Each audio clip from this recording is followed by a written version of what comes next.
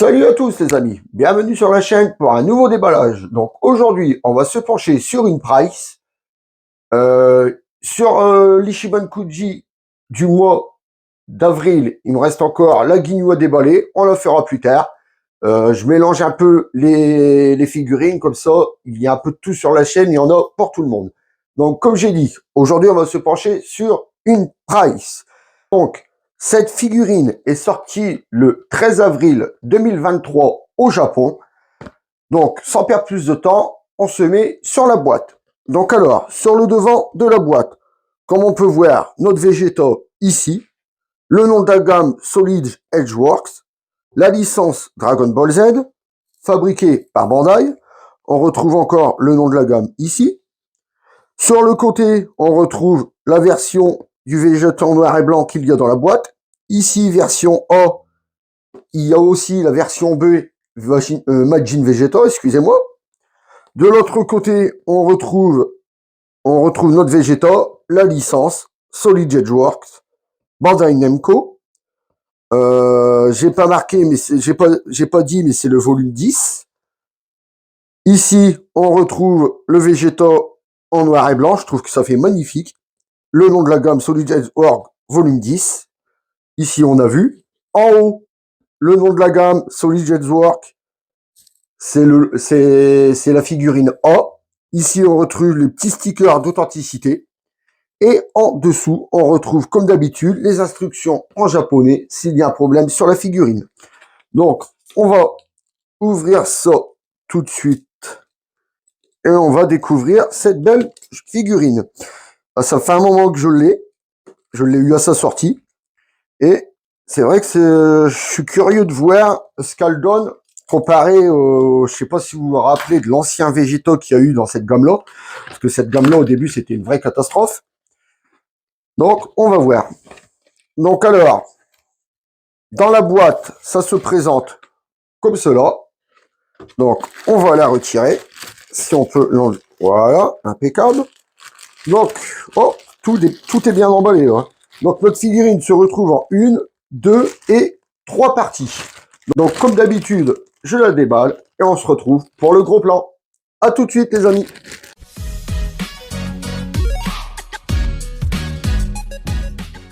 Et voilà, les amis, on se retrouve pour le gros plan. Donc, comme je vous ai dit, elle était en 1, 2, 3 parties. Vraiment très très bien emballée.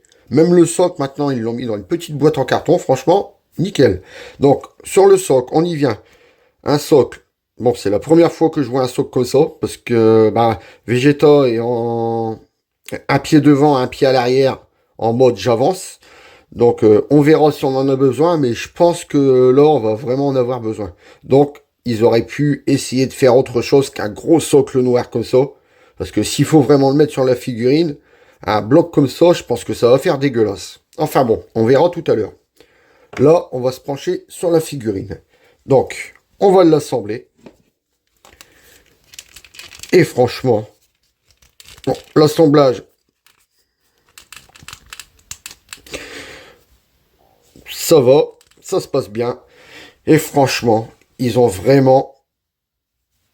Et c'est vraiment un level au-dessus des premiers volumes qu'ils ont sortis. Le Vegeta est vraiment très très beau.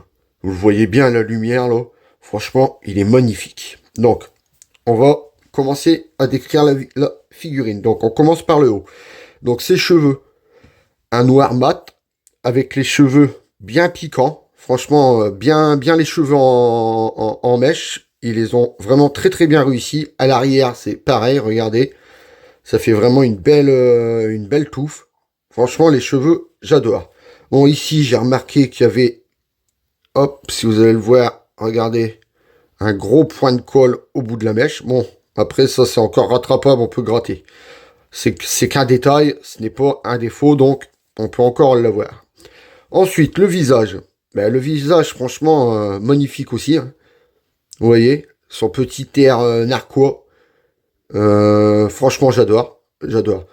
Les nuances de couleur sur le visage, il y en a pas du tout. Non, il n'y a pas du tout de nuances de couleur.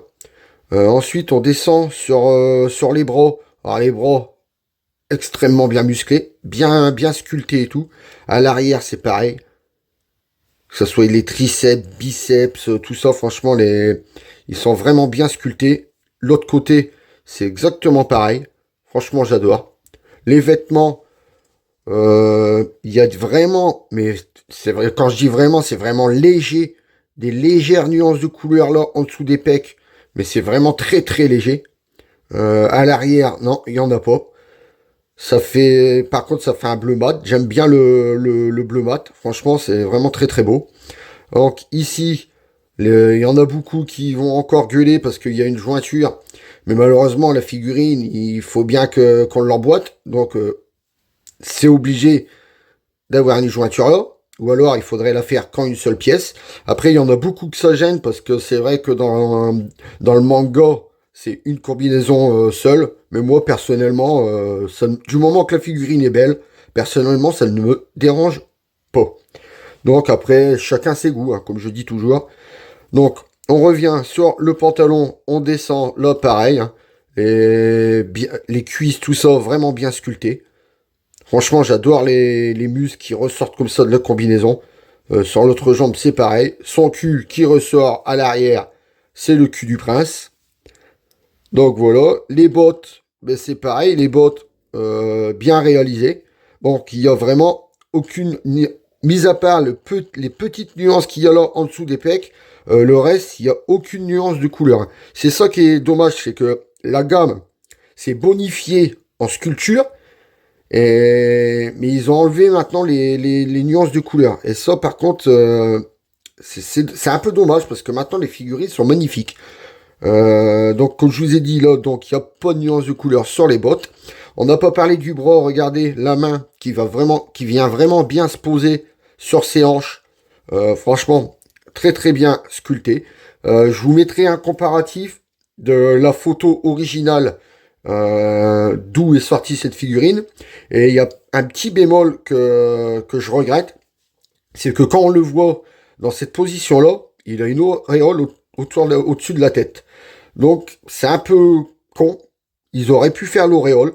Après, on l'aurait mis pour ceux qui voulaient la mettre. Ceux qui voulaient l'enlever, ils ne l'auraient pas mis.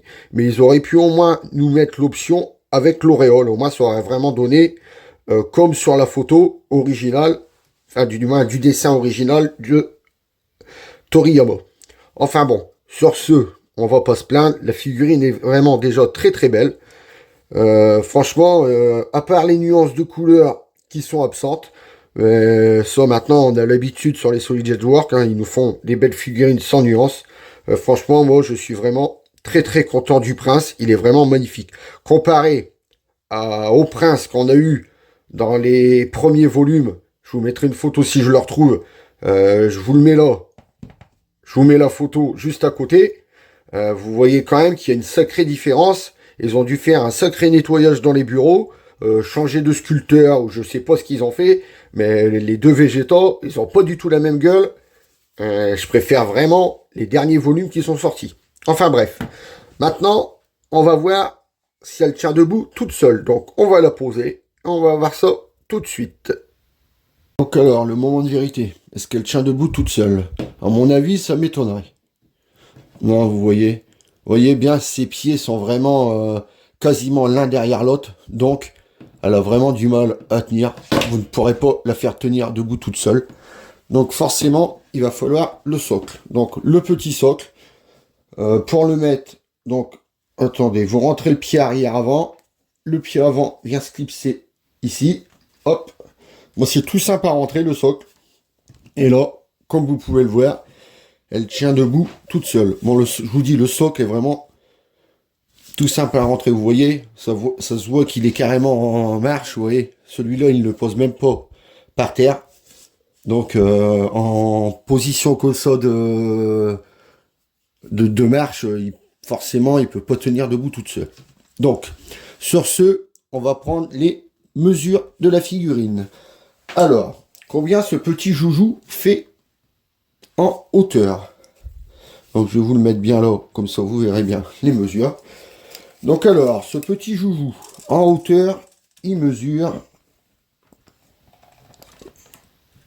en hauteur, Et il nous fait 20 cm en hauteur. En largeur. Donc en largeur, avec son bras qui sort, ça nous fait du 8 cm en largeur. Et en profondeur, donc en profondeur, forcément, on va prendre comparé au pied, c'est ça qui est le plus large. En profondeur, ça nous fait du 9 cm en profondeur. Donc voilà pour le petit Vegeta. Donc, eh ben, les amis, on se retrouve pour la conclusion. Allez, à tout de suite.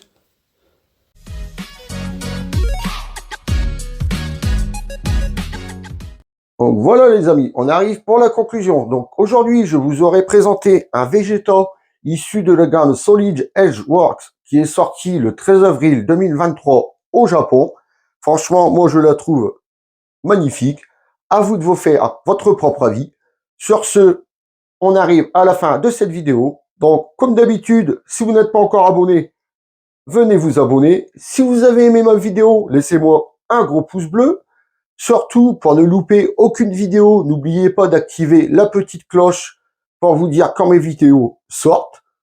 Sur ce, je vous laisse en compagnie du box et je vous dis à très bientôt pour une prochaine vidéo. Salut à tous les amis!